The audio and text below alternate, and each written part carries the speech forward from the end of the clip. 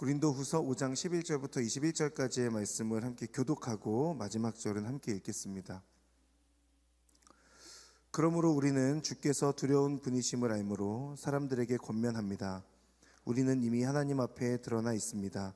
나는 여러분의 양심에도 우리가 그렇게 드러나 있기를 바랍니다. 그렇다고 우리가 또다시 여러분에게 우리를 추천하려는 것이 아닙니다.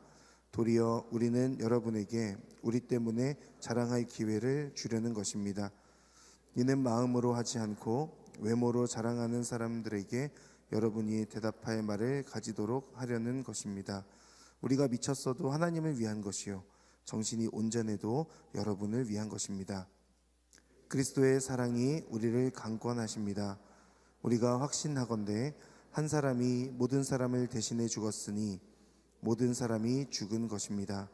그분이 모든 사람을 대신해 죽으신 것은 산 사람들로 더 이상 자신을 위해 살지 않고 자신을 대신해 죽었다가 살아나신 그분을 위해 살게 하시려는 것입니다.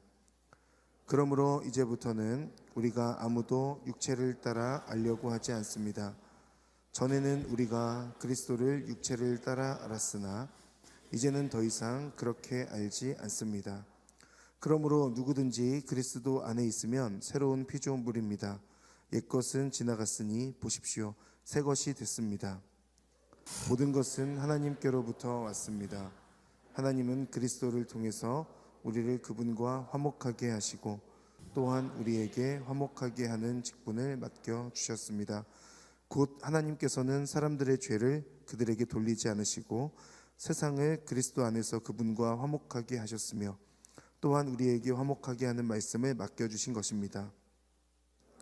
우리는 그리스도를 대신하는 사절이 돼 하나님께서 우리를 통해서 권면하시는 것 같이 그리스도를 대신해 여러분에게 간곡히 부탁합니다. 여러분은 하나님과 화목하십시오. 함께 읽겠습니다. 하나님께서는 죄를 알지도 못하신 분에게 우리 대신 죄를 짊어지게 하셨습니다.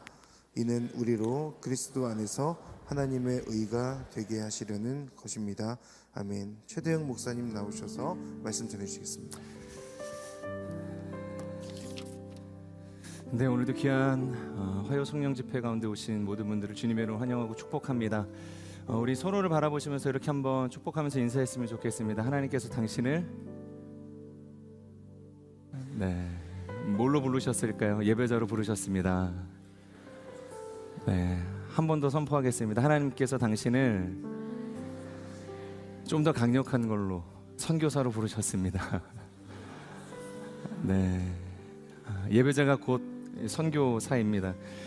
우리가 잘 아는 존 파이퍼 목사님께서 그런 이야기 하셨죠. 선교는 특별한 것이 아니다. 선교는 예배가 없는 곳에 예배를 세우는 것이 선교다. 그렇기 때문에 여러분들이 예배자라는 담대한 고백을 하셨던 것처럼 예배자라는 것 곧 선교사와 이제 같은 말이다라는 것을 알고서 우리가 열심히 예배한다는 것은 또 열심히 선교할 수 있는 의지와 마음과 힘이 우리 가운데 있다는 것을 믿고 또 선교사로서도 살아갈 수 있는 여러분들의 삶이 되기를 축복합니다. 네, 오늘은 이 하나님의 소원, 이 하나님의 계획, 이 선교라는 주제로 함께 말씀을 나누도록 하겠습니다. 요즘 우리가 살아가고 있는 이 세상은 이 속도전이죠. 이 취업도 빠르게 해야 되고 관계도 빠르고 또 성공도 이제 빠르게 해야 이제 살아남는 세상입니다. 얼마 전에 이 프로그램을 보는데 3분 만에 인생이 바뀐다라는 이제 광고, 그 슬로건이 눈에 들어왔습니다. 그런데 그때 갑자기 그런 생각이 드는 거죠. 3분 만에 우리의 인생이 바뀔 수 있다면 반대로 3분 만에 우리의 인생이 무너질 수도 있다는 것 아니겠는가. 이처럼 세상은 빠른 것을 선호하고 또 이 표면적인 것들, 포장되어진 것들에 관심이 많습니다. 하지만 하나님께서는 속도가 아니라 방향을 보시는 분이시죠. 그리고 포장된 외형이 아니라 우리의 마음의 진실한 중심을 보시는 분이시다라는 겁니다. 그렇기 때문에 오늘 우리는 그 하나님의 시선 앞에 진실한 우리의 중심을 보시는 그 하나님의 시선 가운데 설 수 있어야 되는 것입니다. 그렇다면 그 하나님의 시선이 머물고 있는 곳은 어디인가? 오늘 11절의 말씀을 같이 한번 읽도록 하겠습니다. 시작.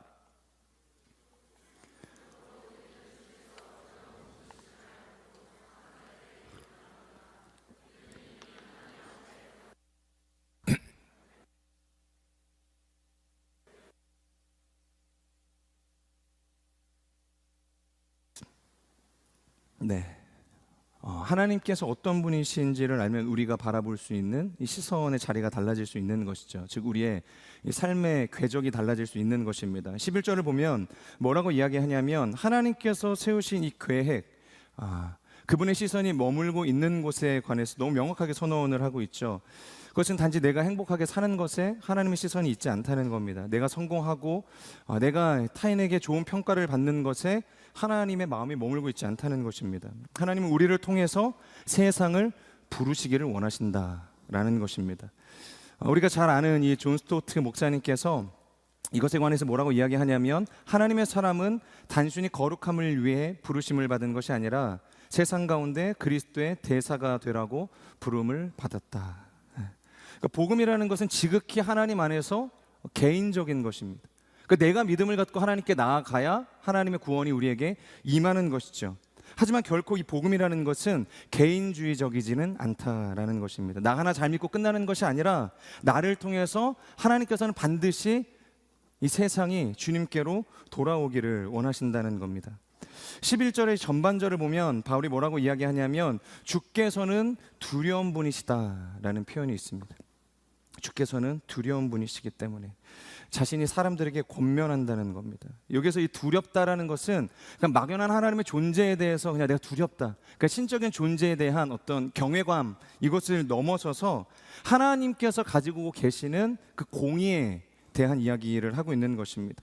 그러니까 쉽게 말하면 하나님을 떠난 자들이 맞닥뜨리게 될 그 심판, 그 마지막 날의 그 진도가 얼마나 두려운 것인가에 대한 이야기를 지금 하고 있는 것이죠. 그렇기 때문에 바울이 가만히 있을 수 없는 것입니다. 하나님의 거룩한 심판이 이루어질 것을 알고 있기 때문에 죽어가는 그 사람들을 내버려 둘 수가 없는 것이죠. 제가 작년 여름에 이 여름 아울리치로 케냐에 다녀왔는데요. 이제 곧 있으면 이제 아울리치 시즌이잖아요. 지금도 뭐 많은 분들이 돈을 모으시고 또 이 휴가를 모으셔서 이 아울리치를 준비하고 계시는 것으로 아는데, 그때 이제 제가 갔던 이 케냐 이 선교사님께서 쓰신 책이 한 권 있습니다. 바로 복음이면 충분합니다라는 책인데요. 그 책을 보면 그 선교사님께서 왜 이 본인의 삶을 다 포기하고 그 케냐로 갈 수밖에 없었는가에 대한 이야기가 나오거든요. 그러니까 어린 이 딸을 데리고 이 아내를 데리고 이 케냐 진짜 이 전기도 들어오지 않는 이제 그 땅으로 굳이 왜 복음을 전하기 위해서 갔는가에 대한 이야기입니다. 제가 한번 읽어봐 드릴게요. 10차선 도로가 있습니다. 이 차들이 쌩쌩 달리고 있지요. 그 중에는 음주운전하는 사람도 있고 과속하는 사람도 있을 것입니다. 그런데 중앙선에 옆집 아이가 정신을 놓고 앉아 있습니다. 그 아이가 아무 생각 없이 한 발이라도 앞으로 나오면 어떻게 될지 누구나 압니다. 그런데 나는 그 아이의 아버지를 알고 있습니다. 아이의 아버지가 어디에 있는지도 압니다. 조금 전까지 눈물 범벅이 되어 아이를 찾을 수만 있다면, 아이가 돌아올 수만 있다면, 내가 죽어도 좋다며 아이를 찾아 헤매던 모습을 기억합니다. 이런 상황에서 바쁘다고 핑계를 대며 얘야 조금만 기다려라, 아저씨가 일 끝나고 아버지한테 데려다 줄게, 그러니 죽지 말고 있어 하고 말할 수 있을까요? 누구든 즉시 아이를 아버지에게 데려다 줄 것입니다. 바로 그 아이를 아버지에게 데려다 주는 것, 그만큼 절박한 것, 그만큼 당연한 것, 그것이 선교라고 생각을 하신 거예요. 그러니까 이 복음을 전한다는 것이 세상의 그 어떠한 것보다 절박하고 당연한 일로 여겨졌기 때문에 삶의 기득권을 내려놓고 가족들을 데리고 케냐로 들어갈 수밖에 없었다는 거죠. 잘 나가고 있는 이 입시 학원을 내려놓고, 나름 어떻게 보면 일타 강사였거든요. 강남에서 나름 잘 나가는 학원 이 경영을 내려놓고 이제 케냐로 이제 떠나가게 된 것이죠. 그래서 사람들이 차라리 잘 버는 그 돈을 가지고서 아이들을 도와주면 되지 않냐, 필요한 것들을 지원하고 우물도 파주고 많은 것들을 해줄 수 있는 여러 가지 재원이 그 돈으로 가능할 텐데 왜 그런 가치와 효율적인 일들을 섬김을 내버려 두고 다 포기하고 케냐로 갔냐. 물론 틀린 이야기는 아니죠. 그런데 그때 수많은 사람들의 그 소리에 이 선교사님이 문득 깨닫는 게 무엇이냐면, 그러니까 그 많은 돈으로 아이의 삶에 도움은 줄 수 있지만 결코 이 아이의 이 영원한 생명에 관해서 내가 책임져 줄 수 없다라는 것을 깨달으셨다는 거예요. 그러니까 하나님의 공의로운 심판이 이루어지는 그때 죄된 우리의 삶을 건져낼 수 있는 것이 내가 그들에게 줄 수 있는 이 작은 이 재정적인 후원이 아니라 생명의 말씀이신 예수 그리스도를 전하는 것이다 라는 깨달음이 온 거예요. 그래서 떠나시게 되었다라고 이야기를 하는 것입니다.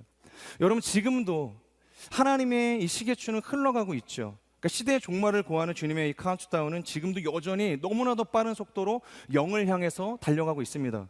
근데 그 영이 언제 우리에게 찾아오는가 누구도 알 수 없는 것이죠. 이 예배가 끝나는 그 순간 이 하나님의 카운트다운이 끝날 수도 있습니다. 내일이 될 수도 있고 1년 후가 될 수도 있습니다.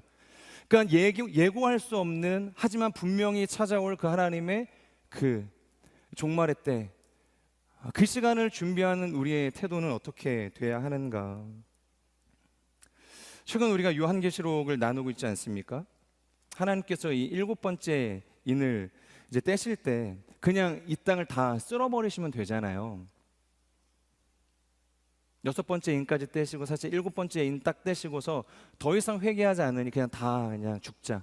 우리가 지금 민수기를 묵상하고 있는데 이 패역한 이스라엘 민족들을 다 진멸해버리고 모세랑 다시 시작하자, 이런 말씀을 하시듯이 이 요한계시록에서도 동일하게 이야기를 하시면 되는데 그러지 않으시는 것이죠. 6번째 인을 떼시고 7번째 인을 떼시면서 이어서 어떤 일이 일어나게 됩니까? 이 땅을 다 쓸어버리시나요? 그렇지 않고 첫 번째 나팔이 불려지게 된다는 거예요. 굳이 이 첫 번째 나팔이 불려지게 된다는 것입니다. 그리고 다시 7번의 나팔이 불려지고 거기서 또 끝나지 않고 또 첫 번째 이 대접장이 부어지는 것으로 하나님의 이 심판이 계속해서 유보가 되어지고 이어지게 된다는 것이죠. 누군가는 이것을 이 아이를 양육하는 이 부모의 상황으로 비유를 하더라고요. 저도 아이를 키우는 이 부모의 입장이다 보니까 굉장히 격하게 공감이 되었는데, 가령 우리가 이제 아이를 혼낼 때 이제 그런 이야기들을 하거든요. 근데 열 쓸 때까지 빨리 TV 끄고 방으로 들어가. 내일 학교 가려면 일찍 자야 돼. 이런 얘기 저 매일 저녁같이 저희 딸에게 하거든요. 근데 보통의 아이들은 이 첫 번째 이 부모의 이 호통에 이 귓등으로도 듣지 않습니다. 그냥 어떻게 보면 개기나 약간 이런 생각이 들 정도로 이 부모가 이야기를 하든지 말든지 자기는 그냥 자기 할 일에 이제 집중을 하는 거예요. 그러면 보통 부모님들이 어떻게 하시나요? 하나, 둘, 천천히 이제 숫자를 이제 카운팅을 하죠. 그리고 9이 됐을 때 그 다음에는 어떻게 하시나요? 9반, 그리고 9반의 반이야. 진짜 너 9반의 반이야. 안 들어가면 진짜 죽는다. 이런 이야기들 좀 과격해지면 이렇게까지도 이제 호통을 친다는 거예요. 물론 그냥 열을 부르고 열폭하시는 부모님들도 계시겠지만 보통의 이 부모님들은 이 9에서 열로 넘어가지 못하고 9을 계속해서 쪼갠다는 겁니다. 그 숫자가 9에서 열로 넘어가지 못하고 계속해서 쪼개는 이 작업들을 반복하게 되는 겁니다. 그러니까 이유가 뭐냐는 것이죠. 그냥 열을 부르면 되는데 굳이 이 9이라는 숫자를 쪼개는 이유가 뭘까요? 그것은 자녀가 스스로 돌이켜 순종할 수 있는 기회를 주기 위함 아닙니까? 스스로 돌이켜서 방으로 들어가기를 원하는 부모의 마음이 있는 거 아니에요? 회초리를 들면 빠르죠. 즉각적으로 순종을 합니다. 하지만 회초리를 들고서 아이를 방으로 내모는 것이 아니라 이 부모의 이야기를 듣고 회초리를 맞지도 않고 들어가기를 원하는 이 부모의 마음이 있는 거예요. 바로 하나님께서 7인을 떼시고 이 땅을 그냥 진멸시키지 않으시고 나팔을 부시는 이유가 단 한 사람이라도 스스로 돌이켜서 회개에 이르게 하시길 원하는 아버지의 마음이 있다는 거예요. 그래서 우리에게 42달, 이 3년 반이라는 시간, 한때 반때 두때, 총 3년 반의 시간을 우리에게 주시면서 두 증인과 두 감람나무가 되게 하셔서 복음을 전하게 하시는 이유가 다른 데 있는 것이 아니라는 겁니다. 하나님께서 할 일이 없어서 사람을 택하시고 교회를 부르셔서 복음을 전하게 하시는 것이 아니라는 것입니다. 그렇기 때문에 오늘도 본문을 보면 이 바울이 가만히 있을 수가 없는 것입니다. 그러니까 하나님 없이 살다가는 결국 모두에겐 영원한 멸망밖에 없다는 것을 알고 있는 것이죠. 그리고 그 멸망을 향해 달려가는 영혼을 바라보면서 안타까워하시는 그 하나님의 시선을 이 사도 바울이 누구보다 잘 느끼고 있었다는 것입니다. 그래서 11절을 보면 그런 간절한 마음으로 그런 사람들을 향해서 멸망의 그 심판을 향해서 달려가고 있는 사람들을 향하여서 권면하는 겁니다. 돌아오라고 이야기하는 것이죠. 우리 11절의 말씀을 다시 한번 읽어볼까요? 11절의 말씀입니다. 시작.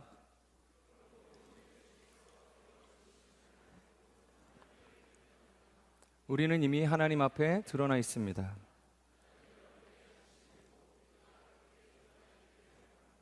네. 지금 권면을 하고 있는데 이 바울의 그 권면의 수위가 보통이 아닌 것이죠. 그러니까 이것은 그냥 단순히 아이디어 하나를 제공하는 정도가 아닙니다. 야, 이런 일들이 있을 거니까 너네 돌아와, 이런 이야기를 하는 것이 아니라 여기에서 이 원어적으로 이 권면이라는 것은 굉장히 강력하게 설득하고 호소하는 이 사도 바울의 간절함이 녹아져 있다는 것입니다. 그래서 얼마나 그것이 강력한지 간절한지 눈물겨운지 이 3절을 보면 그 간절한 복음 전파를 보면서 사람들이 뭐라고 이야기합니까? 이 사람이 단단히 미쳤다. 미쳐도 단단히 미쳤다고 이야기하는 거죠. 이렇게까지 복음을 전해야 하냐. 그러니까 너무 그가 전하는 이 복음이 레디컬한 것입니다. 그러니까 복음 전파도 적당히 사람과 상황을 보면서 해야 되는데 이 바울은 마치 뒤가 없는 사람처럼 이 복음을 계속해서 전하는 것입니다. 그러니까 사람들이 뭐라고 이야기하냐면 이 사람이 단단히 미쳤다고 계속해서 이제 공격을 하는 거예요. 그리고 그가 가지고 있는 이 사도권에 대한 이 도전도 강력하게 하고 있다는 것입니다. 그런데 바울이 뭐라고 이야기하냐면 자신에 대한 이 사람들의 평가는 상관이 없다는 것입니다. 그러니까 자신을 향한 사람들의 이 기대에 대해서는 안중에도 없다는 것이죠. 그러면서 이야기하는 게 자신이 미쳤어도 누구를 위한 거예요? 하나님을 위한 것이고, 내가 정신이 온전하여도 누구를 위한 것입니까? 너희를 위한 건 아니겠냐. 그러니까 복음을 위한 것이라고 이야기하는 것입니다. 미쳤어도 온전했어도 그것이 하나님 나라의 복음 전파를 위해서 자신이 행하는 일들이기 때문에 그것만 될 수 있다면 자신이 사람들로부터 어떤 평가를 받든지 상관없다는 것입니다. 저는 우리의 삶도 이 복음 전파에 있어서 바울과 같은 열심을 낼 수 있는 인생이 되기를 주님의 이름으로 축복합니다. 그리고 이어서 14절에서 16절을 보면 바울은 멈추지 않고 이 선교에 대한 이 지속적인 자신의 의지를 피력하고 있는데요. 우리 같이 한번 이 말씀을 읽도록 하겠습니다. 시작.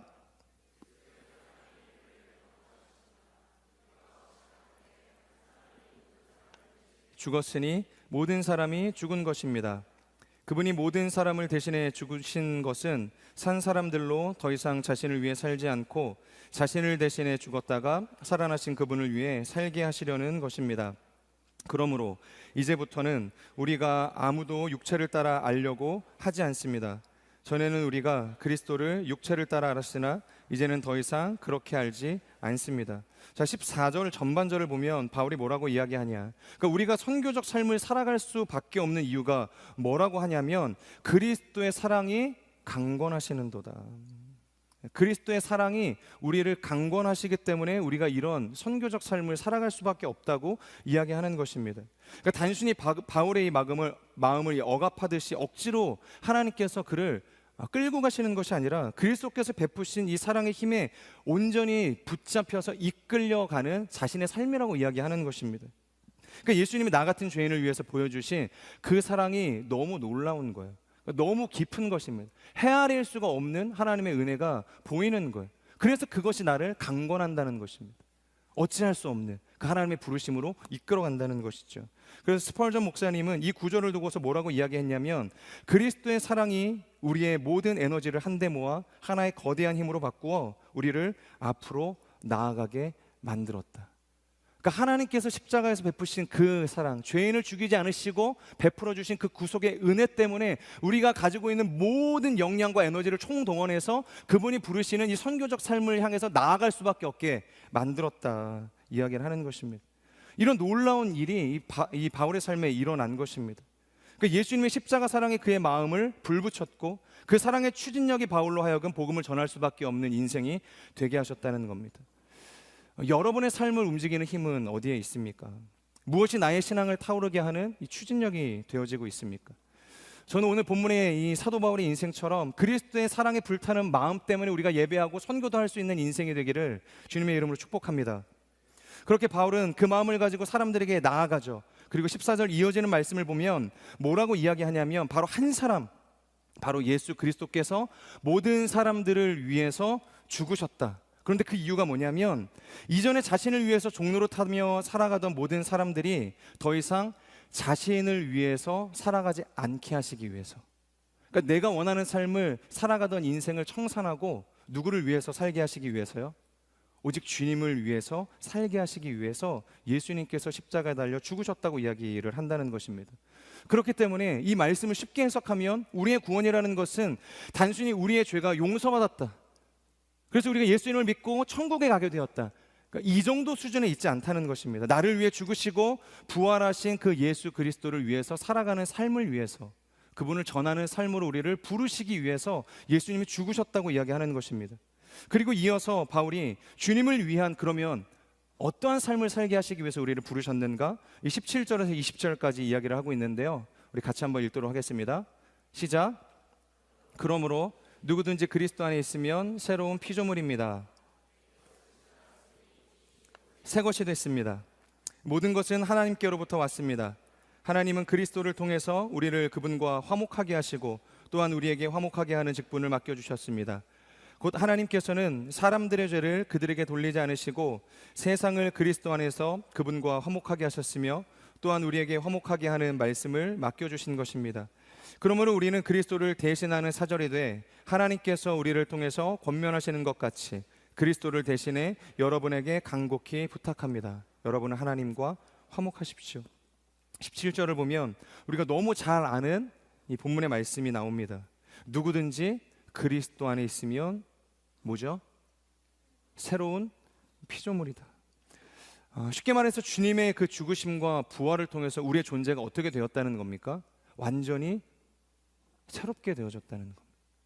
완전히 우리의 삶을 이끌어가던 이 육신적인 프로세스가 다 뒤집어지게 되었다는 이야기를 하고 있는 것입니다.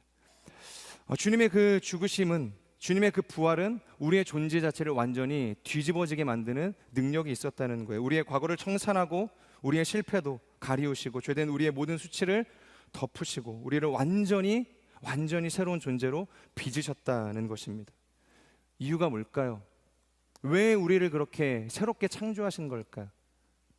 바로 놀랍게도 선교 때문이라는 거예요. 선교. 지금까지 바울이 계속해서 이야기했던 그 선교에 관한 그 주제에 사도 바울이 방점을 찍어주고 있는 것입니다. 왜 우리가 새롭게 되었는가? 왜 예수님은 죄된 우리의 인생을 부르셔서 우리를 구속하셨는가? 그것은 선교 때문이라고 지금 이야기하고 있는 거예요. 19절의 말씀을 보면 이렇게 선포하고 있죠. 하나님께서 우리를 통해 세상과 자기를 화목하게 하셨다. 하나님께서 우리를 통해 세상과 자기를 화목하게 하셨다.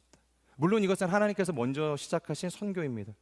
우리가 하나님을 간절히 원하는 것이 아니라 하나님의 작정된 계획 안에서 하나님께서 예수 그리스도를 보내셔서 하나님과 원수되었던 우리를 화평케 하시지 않았습니까? 이것을 신학적으로 미시오 데이라고 이야기하죠. 그 우리의 선교가 아니라 하나님의 선교예요. 그러니까 하나님께서 작정하신 이 선교의 자리로 우리를 동일하게 부르셨다는 것입니다. 아직도 하나님과 원수되어져 있는 이 사람들과의 막힌 담을 허물기 위해서, 화목하게 하시기 위해서 우리를 부르셨다는 거죠. 그렇기 때문에 우리가 그리스도인이 된다는 것은 단순히 교인이 된다는 의미를 넘어서는 것입니다. 단순히 우리끼리 알콩달콩 이 순모임하라고 하나님께서 부르신 것이 아니라는 겁니다. 바로 하나님의 대사로 우리는 다 부르심을 받았다는 것이죠. 그것을 바울은 바로 화목하게 하는 직분이라고 이야기합니다. 화목하게 하는 말씀을 우리에게 맡겨주셨다고 이야기를 하는 것이죠. 하나님께서는 이 바울을 부르셨듯이 지금도 여전히 우리의 인생을 향하여서 동일한 콜링으로 우리를 초청하고 계시는 것이죠. 한 영혼을 위해서, 한 나라를 위해서, 한 세대를 위해서, 우리가 머물고 있는 모든 이 자리를 위해서 끊임없이 여러분 한 사람 한 사람을 화목하게 하는 직분으로, 그 제사장으로 부르고 계신다는 것입니다. 단순히 나 하나 구원받고 끝나는 신앙이 아니라 나를 통해 세상이 하나님께로 돌아오게 하는 그 신앙을 위해서 주님께서는 여전히 포기하지 않고 우리를 부르시고 계신다는 거예요. 여러분, 이것이 바로 하나님의 선교이고 하나님께서 우리를 통해서 화목하게 하기를 원하시는 사역인 것입니다. 제가 몇 주 전에 이 CGN에서 만든 이 다큐멘터리 영화 한 편을 봤거든요. 무명이라는 영화였는데요, 아직 개봉하지 않았습니다. 6월 셋째 주인가요, 목사님? 네, 아무튼 6월 셋째 주인지 넷째 주인지 이게 개봉을 합니다. 그래서 저희 청년 공동체 리더십들은 다 가서 이제 보기로 이제 되어져 있는데요. 처음에 만약에 이 무명을 내 돈 주고 만약에 보러 오라고 했으면은 아마도 전 가지 않았을지 모르겠어요. 그 서서평에 대한 기억이 있거든요.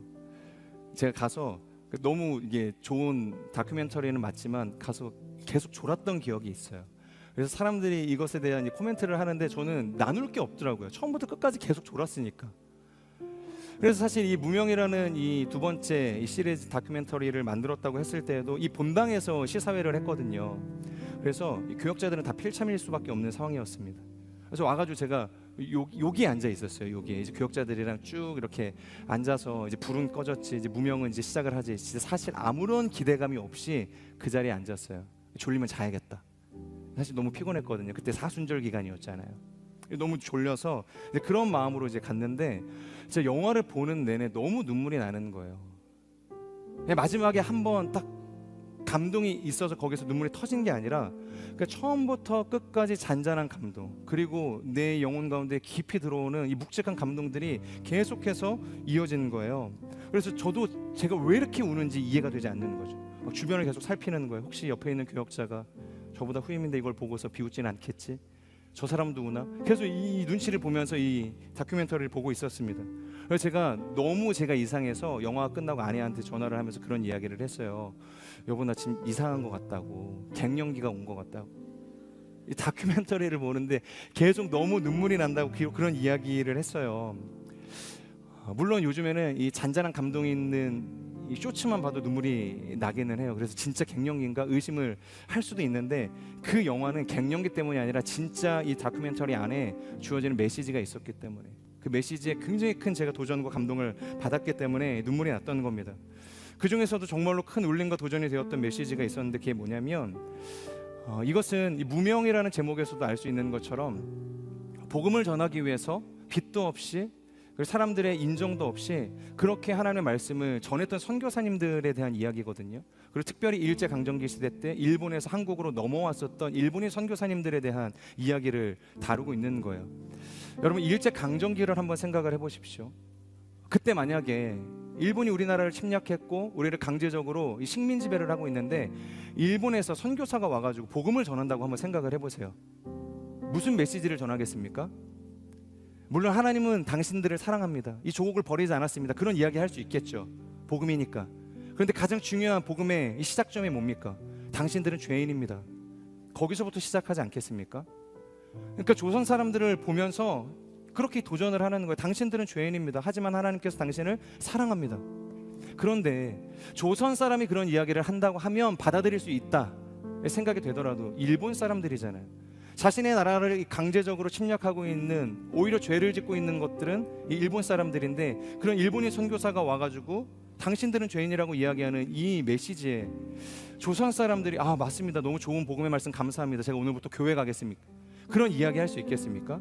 그럴 수가 없는 것이죠. 그러니까 수많은 일본인 선교사들이 배척을 당하는 굉장히 선교적으로 열악한 상황이었습니다. 그래서 그 선교사님보다 먼저 왔었던 앞선 이 선배 선교사님이 개척하신 교회를 간 거예요. 근데 이 선교사님이 너무 이상한 거죠. 교회에 분명히 이분이 일본에서 선교하겠다고, 조선 사람들 복음 전하겠다고 왔는데, 교회에 한국 사람이, 조선 사람이 한 명도 없는 겁니다. 다 일본 사람인 거예요. 그래서 물어보니까 이런 현실에 대해서 이야기하는 거죠. 그러니까 처음엔 나도 이제 복음을 전하려고 했지만 누구도 이 복음에 귀를 기울이지 않았고 이 교회를 찾는 이가 없었다. 그러다 보니까 자연스럽게 이 조선 땅에 와 있는 일본 사람들로 그 교회의 자리를 채울 수밖에 없게 되었다는 거예요. 그러니까 선교사들의 마음은 뜨거웠지만 그 현실의 벽이 굉장히 높았다는 것입니다. 그런데 이 영화의 마지막 결론이 뭔지 아세요? 이런 고백으로 끝나거든요. 그러니까 우리는 도요토미 히데요시의 일본을 미워합니다. 우리는 이토 히로부미의 일본을 미워합니다. 하지만 이름 없이 조선을 사랑했던 당신의 일본은 사랑합니다. 그러니까 이 고백을 하는데 막 지금도 엄청 울컥하는데 정말 너무 눈물이 나는 거예요. 그리고 이어지는 말이, 그러니까 많은 사람들이 영국 사람도 되고 싶어하고 미국 사람도 되고 싶어합니다. 하지만 누구도 조선 사람이 되고 싶어서 이 땅에 오는 사람은 없다는 거예요. 그런데 이분은 철저하게 조선 사람이 되기로 작정을 했고, 그렇게 조선을 사랑했고 그 조선의 복음을 전하셨다는 겁니다. 그분이 바로 노리마츠 선교사님이라는 거죠. 그러니까 더 놀라운 것이 뭐냐면, 그러니까 시간이 흘러서 결국에는 조국에 광복이 찾아오지 않습니까? 그때 일본이 강제적으로 점거하면서 세웠던 모든 이 신사들, 이 비석들이 다 일거에 무너지는 일들이 있었습니다. 그런데 유일하게 이 노리마츠 선교사님의 묘비, 그리고 그분의 업적을 기르기 위해서 사람들이 세웠던 그 무덤, 누구도 건드리지 않았다는 거예요. 누구도 손대지 않았다는 것입니다. 왜냐하면 그 사람의 인생만큼은 이 조선 사람들이 인정했다는 거예요. 그분이 가지고 있었던 이 복음의 순수성을 그분들이 인정했다는 것입니다. 그리고 그분들이 이 노리마치 선교사님이 가지고 있었던 진실한 사랑을 인정했다는 것이죠. 그래서 믿는 자든 믿지 않는 자든 그 선교사님을 향해서 그렇게 불렀다고 이야기를 해요. 그러니까 수원 일대에서 평생을 바치셨는데 수원의 성자 노리마치 마사야스, 믿는 자든 믿지 않는 자든 모든 사람들이 그분의 삶을 향해서 수원의 성자라 그렇게 칭송을 했다는 것입니다. 여러분, 이것이 바로 오늘 이 사도 바울이 이야기하고 있는 화목하게 하는 이 직분인 것이겠죠. 화목하게 하는 그 말씀을 가지고, 그 사랑을 가지고, 그 구원의 감격을 가지고 죄된 사람들의 그 삶의 현장으로 나아가서 하나님을 소개하는 것, 하나님의 사랑을 전하는 것, 복음의 말씀을 살아내는 것, 여러분, 이것이 선교인 것입니다. 그렇다면 여러분들의 삶은 어떠신가요? 오늘도 나는 열심히 하나님의 이 대사로서 이 화목하게 하는 이 직분을 잘 감당하고 계십니까? 나를 통해서 하나님과 세상을 화목하게 이어주고 계세요? 혹시 불신 가정에서 신앙생활을 하시는 분들, 홀로 이 돛담배처럼 쓸쓸히 눈치 보면서 이 직장생활 하시는 분들 계시지 않습니까? 여러분, 그 믿지 않는 가족들에게, 동료들에게 화목하게 하는 직분으로서 말씀을 맡은 자로서 그게 잘 살아내고 계십니까? 복음을 전하고 계세요? 아니면 내 체면 때문에, 자존심 때문에 사람들에게, 가족들에게 박해받는 것이 너무 서럽고 어려워서 혹시 외면하고 계시지는 않습니까? 오늘 본문을 통해서 바울이 이야기하는 것, 우리에게 도전하는 것이 무엇입니까? 지금 바울은 자신의 손으로 세운 이 고린도 교회 교인들에게 지금 핍박을 받고 있는 거예요. 누구보다 눈물로 열심으로 예수 그리스도의 십자가 복음을 전했던 이 고린도 교인들을 향해서 지금 편지를 쓸 때 그냥 단순히 그들의 안부를 위해서 이 펜을 든 것이 아니라 그들이 이 사도 바울의 모든 사도권을 공격하고 그가 전한 이 복음마저 받아들일 수 없는 것으로 치부하기 때문에 그것에 관해서 지금 그러지 말라고 사랑의 마음을 담아서, 다시 애타는 마음을 담아서 이 펜대를 든 것이라는 것입니다. 고린도 교인들의 이 핍박을 받고 있는 것이죠.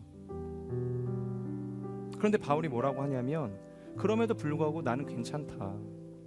너희가 나를 어떻게 생각하든지, 내 사도권을 인정하든지 인정하지 않든지, 나를 미친 사람으로 여기든지 아니면 온전한 사람으로 여기든지 자기는 아무런 상관이 없다고 이야기를 하는 거예요. 그러면서 이야기하는 것이 어떤 평가를 내리든 어떤 반응을 보이든 그것은 상관없는데 너희 안에 전한 이 복음은 진짜다. 그것을 의심하지 말라고 이야기하는 것입니다. 자신의 이 미친 모습을 통해서든 온전해 보이는 모습을 통해서든 그들이 하나님만 알 수 있다면 자신은 아무것도 상관없다는 것입니다. 저는 우리의 삶도 이런 바울의 삶과 같기를 원합니다. 오늘도 하나님께서 우리를 향해서 이런 꿈을 꾸고 계시는 것, 이런 소원을 가지고 계시는 것입니다. 화목하게 하시는 직분을 우리 가운데 주신 것은 오늘도 우리를 보내시는 모든 삶의 자리에서 이 바울과 같이, 이 노리아치 마사야스 선교사님과 같이 무명의 삶을 살아낼지언정 하나님의 복음을 전해 흘려보낼 수 있는 축복의 통로가 되기를 원하는 그 기대가 있으신 거예요. 나를 향한 이 세상의 소리에 그 시선에 끌려가지 마시고 그들의 반응에 위축되지 마시고 오늘도 우리를 강권하시는 그리스도의 그 사랑에 이끌려서 여러분에게 맡겨주신 그 화목하게 하시는 그 직분, 선교를 넉넉하게 감당할 수 있는 저와 여러분이 되기를 주님의 이름으로 축복합니다. 우리 같이 한번 기도하겠습니다. 하나님, 이 사도 바울의 인생을 통해서 오늘도 우리의 삶을 권면하고 계십니다. 하나님께서 우리의 인생 가운데 가지고 계신 그 계획이 무엇입니까? 그 소원이 무엇입니까? 왜 예수 그리스도께서 하늘의 보좌를 버리시고 이 땅에 오셨고 죄 많은 우리를 위해서 십자가에 달려 죽으실 수밖에 없었습니까? 그것은 바로 지금도 주님을 알지 못하고 하나님을 알지 못하고 그 심판 가운데로, 죽음 가운데로, 영원한 불목 가운데로 달려가고 있는 그 죄인들을 건져내고자 하시는 그 아버지 하나님의 마음이 있기 때문입니다.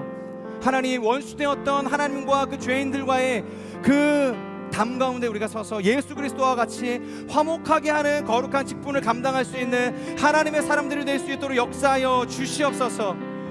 빛도 없이 이름도 없이 무명의 삶을 살아갈지언정 우리가 세상 속에서 어떠한 기대와 가치와 업적을 이룬 것과 상관없이 하나님의 복음을 전할 수만 있다면, 하나님의 그 거룩한 선교의 사역을 우리가 감당할 수만 있다면, 하나님 우리가 멈추지 않고 믿음으로 달려나갈 수 있는 거룩한 인생이 될 수 있도록 역사하여 주시옵소서.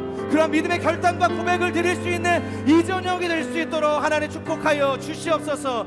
이 기도의 제목 주님 앞에 올려드리며, 우리의 삶을 주 앞에 올려드리며, 우리 주여 간절히 선포하며 통성으로 기도하며 나아갑시다.